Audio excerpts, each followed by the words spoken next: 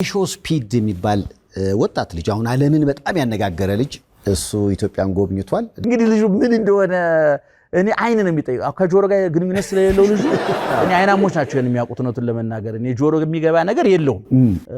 እሱም አላለም እንደው ሲመታ ጃንጥላ ተይዞ ምን ተብሎ ሲባል አይናሞቹ ሲወሩ ሰማው። እንደውም ከነተረቱ በ10 ነበር የመጣችው ታቅ እንደሆነ እና ሰው ምን አለ በሰባት ስላሴ በ10 ቢሆን ሲያለ የኛ ሰው መቼ ኑሮ ነው እንጂ ቢያለው ወሬ እኮ ቀንቶታል እኮ ይችላል።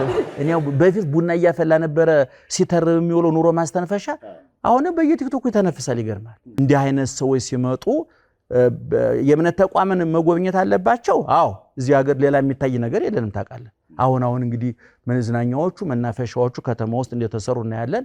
እንግዲህ ያችን አሳይተን ፊት ለፊት ያለችን አሳይተን እንሸኛቸዋለን።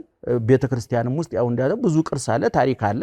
የሰው ላሊበላ ሊሄድ ይችላል፣ አክሱማችን ሊሄድ ይችላል፣ ላሊበላችን ሊሄድ ይችላል፣ እዝም ሊሄድ ይችላል። እንደ ሰው መጎብኘቱ ተገቢ ነው። እንግዲህ እንደ አቅሙ የውጭ ሀገር ዜጋ ነው። ነገር ግን በዛ ልክ ሃይማኖትን አዋርዶ ዝቅ አድርጎ ሸብረብ ማለቱ ብዙ አትራፊ አይመስለኝም። ያደረጉ ሰዎች እንግዲህ ያገኙትን ትርፍ መተው ቢነግሩን ትርፍ ከተገኘበት እንግዲህ ዓለም ገንዘብ ከተገኘ እግዚአብሔር 30 ብር ተሽጧል ገበያው ሲደራ እና እንደዚህ ነው። ብዙ በዛ ጉዳይ ሐሳብ የለኝም። ምላሽ እንዴት አገኛችሁት?